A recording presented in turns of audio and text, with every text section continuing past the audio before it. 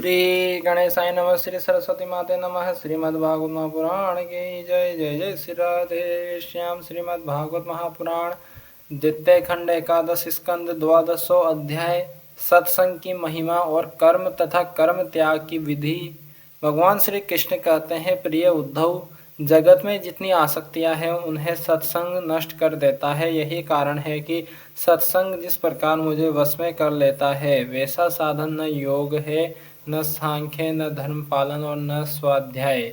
तपस्या, त्याग, इष्टापूर्त और दक्षिणा से भी मैं वैसा प्रसन्न नहीं होता। कहाँ तक कहूँ, व्रत, यज्ञ, वेद, तीर्थ और यम नियम भी सत्संग के समान मुझे वश में करने में समर्थ नहीं है।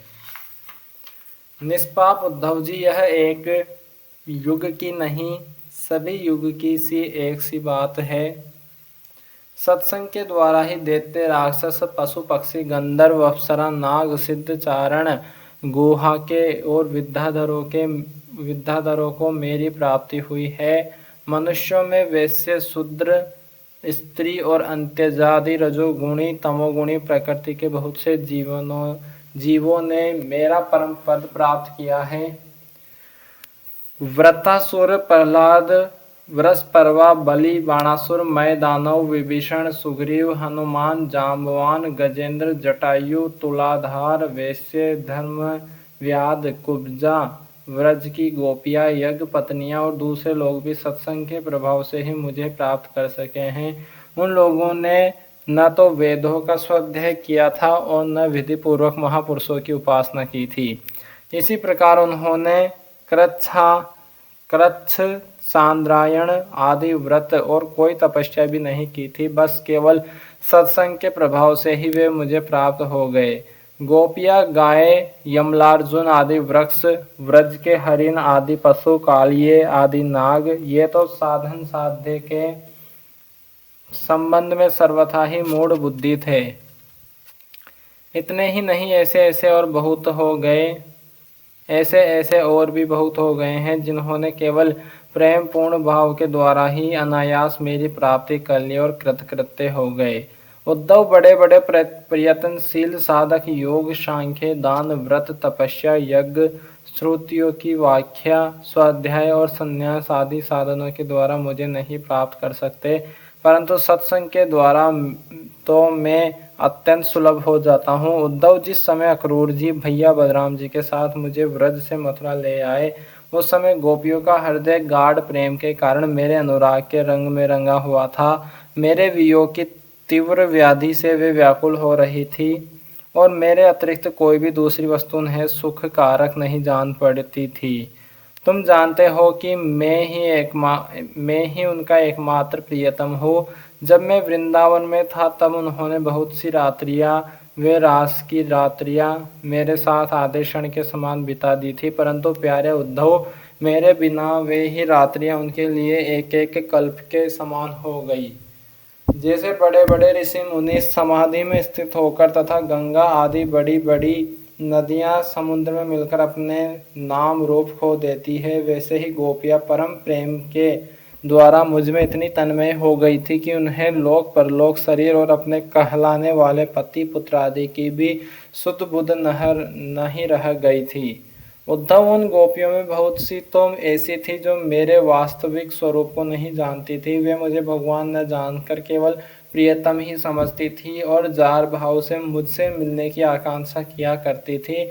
उन साधनहीन सैकड़ों हजारों अबलाओं ने केवल संग के प्रभाव से ही मुझ पर ब्रह्म परमात्मा को प्राप्त कर लिया। इसलिए उद्धव, तुम श्रुति, स्मृति, विधि, निषेध, प्रवृत्ति, निवृत्ति और सुनने योग्य तथा सुने हुए विषय का भी परित्याग करके सर्वत्र मेरी ही भावना करते हुए समस्त प्राणियों के आत्मस्वरूप मुझ एक की ही शरण संपूर्ण रूप से ग्रहण करो, क्योंकि मेरी शरण में आ जाने से तुम सर्वथा निर्भय हो जाओगे। उद्धव जी ने कहा, सनकादि योगेश्वरों के भी परमेश्वर प्रभो, यो तो मैं आपका उपदेश सुन रहा हूँ, परंतु इससे मेरे मन का संदेह मिट नहीं रहा। मुझे स्वधर्म का पालन करना चाहिए या सब कुछ छोड़कर आपकी शरण ग्रहण करनी चाहिए। मेरा मन इसी दुविधा में लटक रहा है। आप कृपा करके मुझे भली भांति समझाइए। भगवान श्री कृष्ण ने कहा, प्रिय उद्धव, जिस परमात्मा का परोक्ष रूप से वर्णन किया जाता है वे साक्षात अपरोक्ष प्रत्यक्ष ही है, क्योंकि वे ही निखिल वस्तुओं को सत्ता स्फूर्ति जीवन दान करने वाले हैं। वे ही पहले अनाहत नाद स्वरूप परावाणी नामक प्राण के साथ मूलाधार चक्र में प्रवेश करते हैं। उसके बाद मणिपूरक चक्र नाभि स्थान में आकर पश्यंती वाणी का मनोमय सूक्ष्म रूप धारण करते हैं। तदंतर कंठ देश में स्थित विशुद्ध नामक चक्र में आते हैं और वहाँ मध्यमा वाणी के रूप में व्यक्त होते हैं। फिर क्रमशः मुख में आकर ह्रस्व दीर्घ आदि मात्रा, उदात्त अनुदात्त आदि स्वर तथा ककार आदि वर्ण रूप स्थूल वेखरी वाणी का रूप ग्रहण कर लेते हैं। अग्नि आकाश में उष्मा अथवा विद्युत के रूप से अव्यक्त रूप में स्थित है। जब बलपूर्वक काष्ठ मंथन किया जाता है तब वायु की सहायता से वह पहले अत्यंत सूक्ष्म चिंगारी के रूप में प्रकट होती है और फिर आहुति देने पर प्रचंड रूप धारण कर लेती है। वैसे ही मैं भी शब्द ब्रह्म स्वरूप से क्रमशः परा पश्यंती मध्यमा और वेखरी वाणी के रूप में प्रकट होता हूँ। इसी प्रकार बोलना, हाथों से काम करना, पैरों से चलना, मूत्रेंद्रिय तथा गुदा से मल मूल त्यागना, सूंघना, चखना, देखना, छूना, सुनना, मन से संकल्प विकल्प करना, महतत्व के रूप में सबका ताना बाना बूंदना तथा सत्व गुण, रजोगुण और तमोगुण के सारे विकार कहाँ तक कहूँ, समस्त कर्ता, करण और कर्म मेरी ही अभिव्यक्तियाँ है। यह सबको जीवित करने वाला परमेश्वर ही इस त्रिगुणमयी ब्रह्मांड कमल का कारण है। यह आदि पुरुष पहले एक और अव्यक्त था, जैसे उपजाऊ खेत में बोया हुआ बीज शाखा पत्र पुष्प आदि अनेक रूप धारण कर लेता है, वैसे ही काल गति से माया का आश्रय लेकर शक्ति विभाजन के द्वारा परमेश्वर ही अनेक रूपों में प्रतीत होने लगता है। जैसे तागों के ताने बाने में वस्त्र ओतप्रोत रहता है, वैसे ही यह सारा विश्व परमात्मा में ही ओतप्रोत है। जैसे सूत के बिना वस्त्र का अस्तित्व नहीं है, किंतु सूत वस्त्र के बिना भी रह सकता है, वैसे ही इस जगत के न रहने पर भी परमात्मा रहता है, किंतु यह जगत परमात्मा स्वरूप ही है। परमात्मा के बिना इसका कोई अस्तित्व नहीं है। यह संसार वृक्ष अनादि और प्रवाह रूप से नित्य है, इसका स्वरूप ही है कर्म की परंपरा तथा इस वृक्ष के फल फूल है मोक्ष और भोग।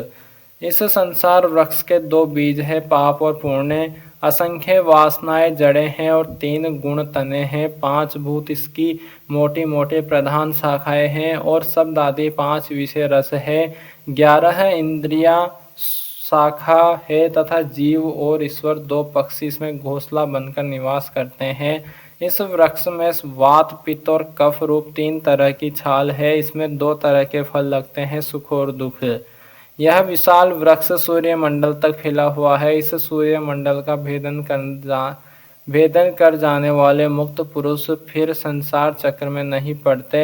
जो ग्रस्त सप्त रूप रस आदि विषयों में फंसे हुए हैं, वे कामना से भरे हुए होने के कारण गिद्ध के समान हैं। वे इस वृक्ष का दुख रूप फल भोगते हैं, क्योंकि वे अनेक प्रकार के कर्मों के बंधन में फंसे रहते हैं। जो अरण्यवासी परमहंस विषयों से विरक्त है, वे इस वृक्ष में राजहंस के समान हैं और वे इसका सुख रूप फल भोगते हैं। प्रिय उद्धव, वास्तव में मैं एक ही हूँ। यह मेरा जो अनेकों प्रकार का रूप है वह तो केवल मायामय है। जो इस बात को गुरुओं के द्वारा समझ लेता है वही वास्तव में समस्त वेदों का रहस्य जानता है। अतः उद्धव, तुम इस प्रकार गुरुदेव की उपासना रूप अनन्य भक्ति के द्वारा अपने ज्ञान की कुल्हाड़ी को तीखी कर लो और उसके द्वारा धैर्य एवं सावधानी से जीव भाव को काट डालो। फिर परमात्मा स्वरूप होकर उस वृत्ति रूप अस्त्रों को भी छोड़ दो और अपने अखंड स्वरूप में ही स्थित हो रहो।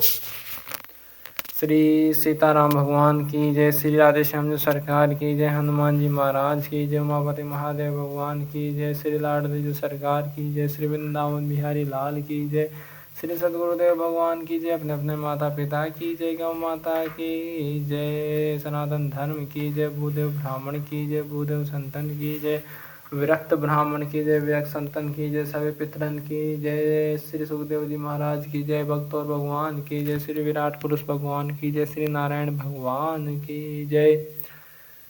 जय जय श्री राधे श्याम सबकमल श्री वृंदावन धाम। नमः पार्वती पतये हर हर महादेव। इति श्री